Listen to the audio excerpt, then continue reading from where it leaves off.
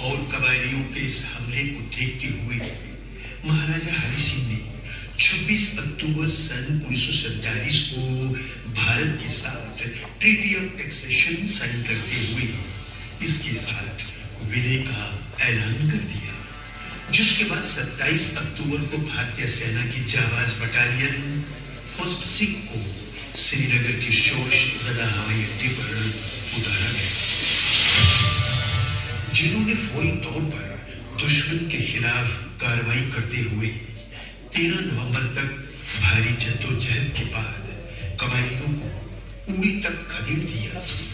पर इसी दौरान पुंछ से ये तशवीशनाक खबर आई कि पुंछ की इस हसीन वादी को कबायलियों ने चारों तरफ से अपने घेरे में ले लिया है, जिसके बाद 20 नवंबर सन 1947 को 161 ब्रिगेडियर एलपी सेन की क़यादत में उत्तर की ओर से हाजी पीर होता।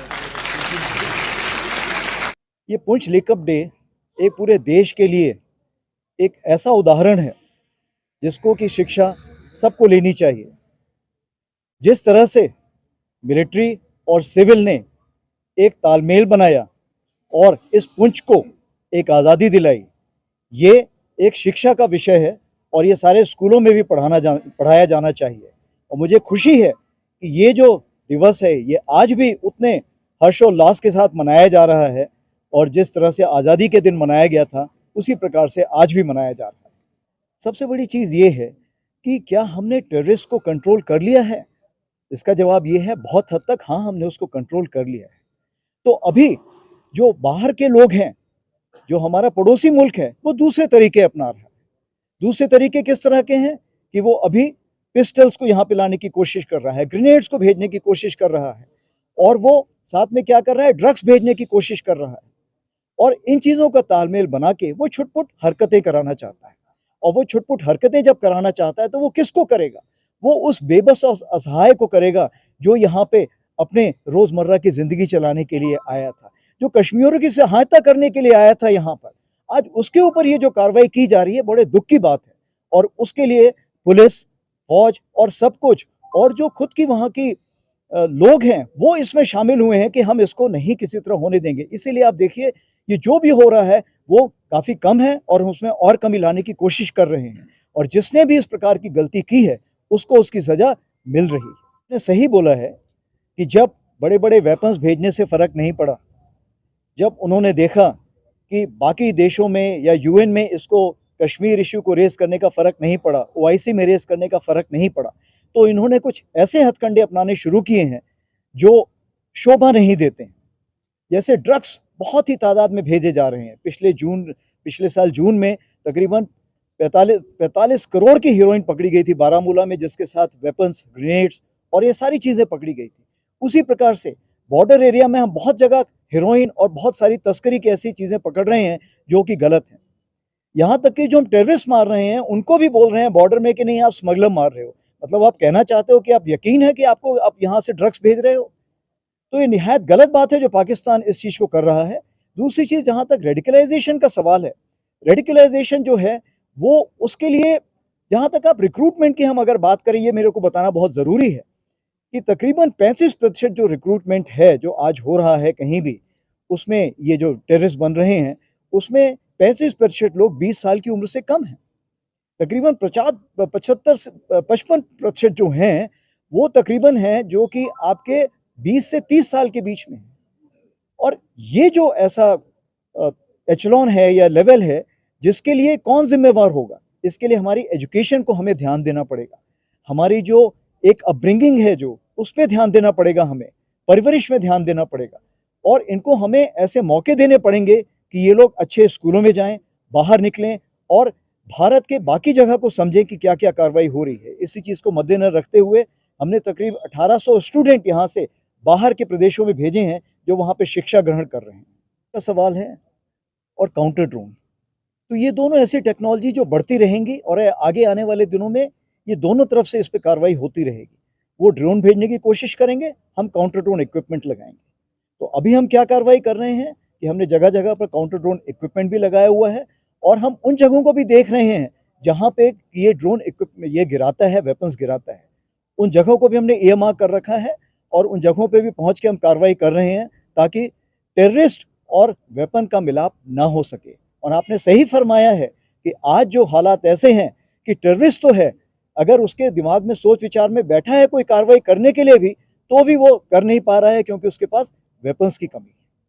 जहाँ तक टेररिस्ट का सवाल है, अगर मैं कहूँ कि लॉन्च पैड पे कितने टेररिस्ट अगर बैठे हुए हैं, तो हमारे पास लॉन्च पैड पे तकरीबन, मेरे पास जो फिगर है, ये तकरीबन फिगर जाता है 160, जिसमें तकरीबन नॉर्थ ऑफ पीर पंजाल 130 है और तकरीबन 30 के आसपास यहाँ पे साउथ ऑफ पीर पंजाल होंगे।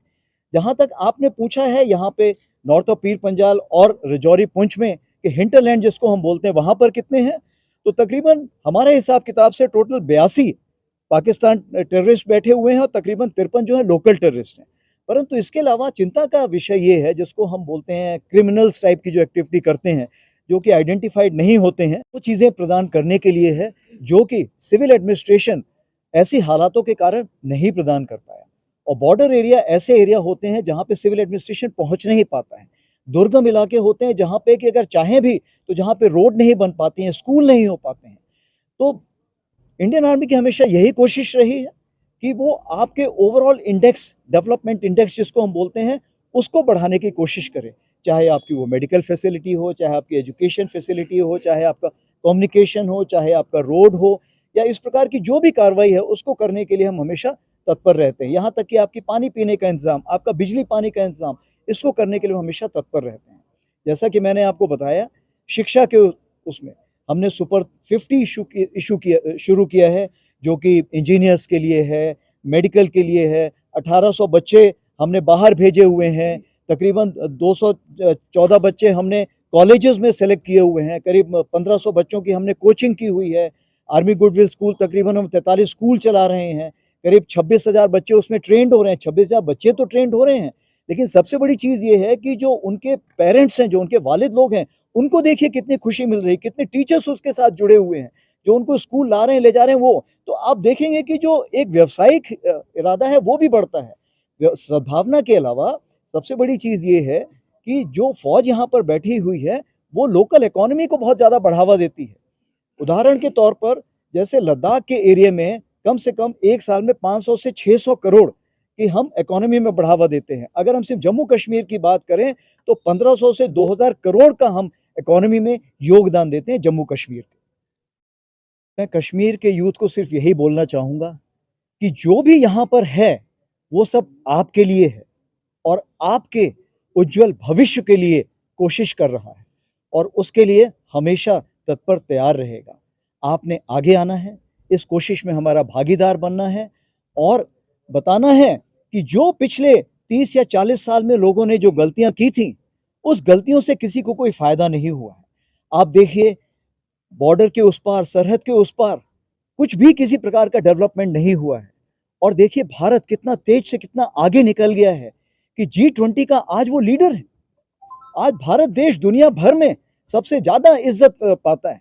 तो अगर आप उस इज्जत के हकदार बनना चाहते हैं तो आइए उस हवा में शामिल होइए, उस बयार में शामिल होइए और आपका भविष्य बहुत ही उज्जवल होगा।